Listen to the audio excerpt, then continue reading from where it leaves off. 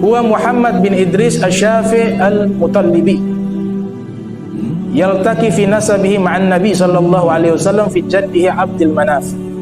Wulida bi Gaza sanata 150 li Hijrah wa humila ila Makkah wa talaba al-ilma ala syekhihi Imam Khalid bin Muslim al-Janzi mufti Makkah wal Fudail bin Iyad wa Sufyan ibn Uyainah wa ghairihim. Beliau bernama Imam Muhammad.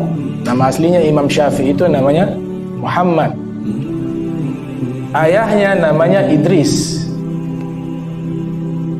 Di sini tidak disebutkan beliau punya kakek. Di sini Muhammad bin Idris. Nah, beliau punya kakek namanya Abbas. Ada riwayat lain mengatakan Utsman. Jadi Muhammad bin Idris bin Utsman. Kemudian buyutnya ada yang mengatakan namanya Abbas.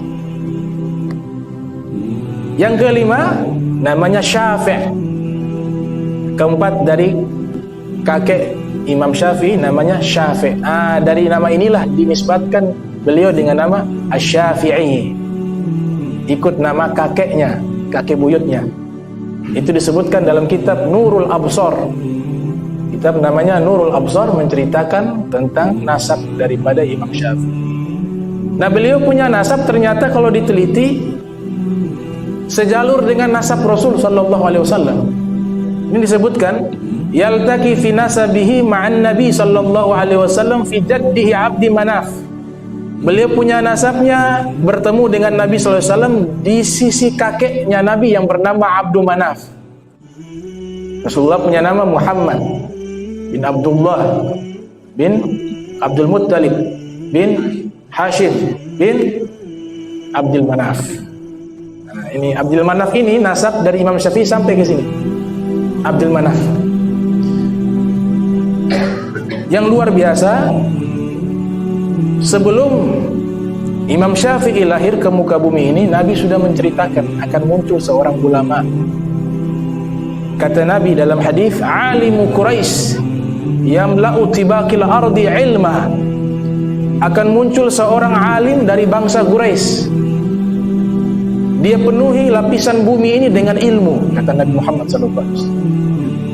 Murid dari Al-Imam Syafi'i yang juga seorang yang alim, ya, yang disebutkan oleh Imam Zahabi dalam kitab Tazkiratul Huffaz, kumpulan para penghafal hadis. Muridnya namanya Imam Ahmad bin Hanbal. Itu telah menghafal 1.000.000 hadis Nabi Muhammad SAW. Imam Ahmad bin Hanbal mengatakan yang dimaksudkan di hadis tersebut seorang alim dari bangsa Quraisy yang akan penuhi ilmu di penjuru bumi ini, yang dimaksudkan adalah Al-Imam Muhammad bin Idris Asy-Syafi'i rahimahullah. Jadi luar biasa orang pilihan. Lahir di Gaza, di Palestina tahun 150 Hijriah. Wa humila ila Makkah, kemudian beliau dibawa ke kota Makkah. Yatim. Ketika masih dalam perut ayahnya meninggal. Jadi yang mengasuh beliau ibunya. Dibawa ke Makkah, beliau belajar kepada para ulama, di antaranya ada mufti Makkah namanya Al-Imam Khalid bin Muslim al-Janzi. Ini sanad ilmunya sampai ke tabi'in namanya Atha bin Abi Rabah. Ada tabi'in orang Afrika tapi jadi ulama besar, Atha bin Abi Rabah namanya. Saking alimnya beliau ini, khususnya dalam masalah manasik haji paling jago. Nah, Atha bin Abi Rabah punya sanad ilmu murid-muridnya sampai kepada mufti Makkah, guru dari Imam Syafi'i, namanya Al-Imam Khalid bin Muslim al-Janzi. Belajar kepada Imam Muslim bin Khalid al-Janzi. Usia Imam Syafi'i waktu itu masih anak-anak. Beliau hafal Al-Quran 7 tahun. Beliau berangkat dari Makkah nuntut ilmu hanya beberapa tahun kepada Imam Khalid. Imam Khalid bilang begini, saya punya ilmu sudah habis, bingung mau kasih ajar apa lagi. Kau pergi lagi ke sahabat saya ulama yang ada di Makkah, namanya Sufyan ibn Uyainah. Ini namanya Sufyan ibn Uyainah, lahir tahun 107 Hijriah, meninggal tahun 187 Hijriah. Belajar kepada Sufyan ibn Uyainah sampai tidak tahu mengajar apa lagi, habis ilmunya. Karena Imam Syafi'i dikasih kelebihan, beliau kalau sekali baca hafal. Sekali baca saja hafal. Bahkan luar biasanya beliau kalau menghafal ada lembaran 2, beliau tutup 1 lembar, baca saja. Karena takut kalau lihat ke kiri terhafal, sehingga takut hafalnya tercampur dengan lembaran yang satunya. Makanya ditutup, boleh baca. Dan hafalannya itu tidak perlu takrir lagi. Jadi sekali hafal langsung tidak perlu mengulang lagi, sudah terekam di kepalanya beliau. Itu Imam Syafi'i.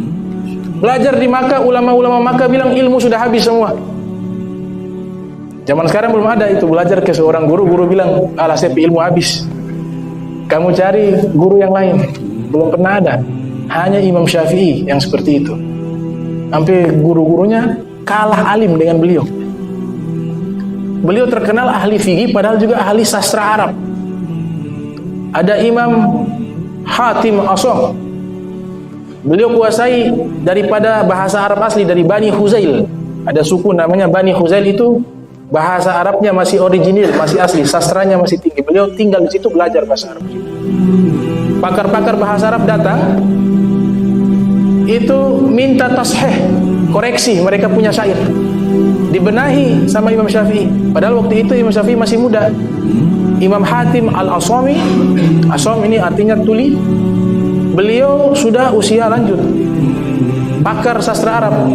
Datang ke Imam Syafi'i yang masih muda, diperbaiki. Beliau punya syair oleh Imam Syafi'i. Dia katakan tidak ada pakar bahasa Arab di dunia ini yang lebih alim seperti Syafi'i. Hazal fata, seperti pemuda ini, kata Imam Asham. Akhirnya Imam Syafi'i belajar di Makkah, seluruh guru ilmunya habis, dibabat oleh Imam Syafi'i. Nah, mereka usulkan datang ke Madinah. Di Madinah ada tokoh alim besar yang bernama Imam Malik bin Anas. Nah, ini juga Nabi sudah menyatakan dalam hadis dari Abi Hurairah, yakadu an tudrabu akhbadul ibil fi talabil ilmi falam yajidu aliman a'lama min alimin Madinah, kata Nabi. Nanti akan muncul satu zaman seluruh orang menuju mencari ilmu, semuanya tertuju kepada orang alim yang ada di kota Madinah. Itu adalah Imam Malik bin Anas. Ada sahabat namanya Anas bin Malik. Nah, jadi bisa-bisa tertukar kadang-kadang. Baru Imam Malik bin Anas, Anas bin Malik juga. Tapi Anas bin Malik yang berbeda, bukan Anas bin Malik sahabat. Jadi namanya 4 dia. Dia mengulang-ulang, Imam Malik bin Anas bin Malik bin Anas. Kalau sahabat Anas bin Malik. Akhirnya datang ke Imam Malik. Sampai di Imam Malik tidak sembarangan menerima murid. Beliau seleksi. Sampai di sana dia tahu betul kitabnya Imam Malik namanya Al-Muwatta. Imam Malik katakan, "Sanaftu hadzal kitab wa aradtu ala 70 faqihan min fuqaha'il Madinah wa kulluhum wata'uni ay wafaquni fasammaituhu Al-Muwatta." Saya menyusun kitab ini, kemudian saya presentasikan di hadapan 70 pakar hukum yang ada di kota Madinah. Ternyata seluruh ulama pakar hukum di kota Madinah menyepakati isi kitabku. Wafaquni ay wata'uni. Wata'uni artinya menyepakati, maka saya namakan kitab ini Al-Muwatta, kitab yang disepakati oleh ulama. Kitab ini dihafal oleh Imam Syafi'i. Saya punya kitab Imam Malik, ada, semuanya ada 2 versi kitab Imam Malik. Sudah hampir 1000 tahun lebih. Sampai sekarang masih ada. Itu kurang lebih dia 5000 hadis Nabi Muhammad SAW. Tebal. Imam Syafi'i menghafalnya hanya dalam waktu 1 minggu. 7 hari dihafal. Itu lebih banyak dari Al-Quran. Ada ulama namanya Muhammad bin Muslim bin Ubaidillah bin Abdullah bin Sihabuddin Az-Zuhri. Ini gurunya Imam Malik. Namanya Muhammad bin Muslim bin Ubaidillah bin Abdullah bin Sihabuddin Az-Zuhri. Lahir tahun 50 Hijriah, meninggal 125 Hijriah. Itu hafal Al-Quran 3 hari. 3 3 hari 30 juz dihafal. Kata Imam Zahabi dalam kitab Syiar wa A'lamin Nubala, 3 hari dihafal itu Al-Quran. Jadi orang dulu mereka punya hafalan Allah pilih, ya, lebih hebat, lebih canggih daripada komputer. Imam Syafi'i sampai di sana, akhirnya ketemu Imam Malik. Kemudian kata Imam Malik, "Kamu mau belajar?" "Iya." "Sudah pernah baca kitabku?" Kata Imam Syafi'i, "Alhamdulillah saya sudah hafal." "Sudah hafal? Berapa lama kau hafal?" "Dalam perjalanan dari Makkah ke Madinah." Itu kan perjalanan zaman dulu seminggu. Dalam perjalanan itulah saya sambil menghafal kitab Al-Muwatta. Alhamdulillah sampai di sini saya sudah hafal. Dan luar biasanya beliau itu khatam Al-Quran setiap hari dari perjalanan Makkah ke Madinah. Jadi selama 7 hari 7 kali khatam Al-Quran plus dihafal itu kitab Al-Muwatta. Imam Syafi'i sampai di sana. Wah, Imam Malik bilang, baru lihat wajahnya nampak ini orang soleh, orang besar. Wasiat pertama yang beliau katakan itu, takutlah kepada Allah. Kau bertakwa kepada Allah. Karena dalam Al-Quran disebutkan, wa may yattaqillah, ya, wa yu'allimuhumullah. Siapa yang bertakwa kepada Allah, ittaqullah yu'allimukumullah. Bertakwalah kepada Allah, niscaya Allah akan ajarkan kepada kalian ilmu.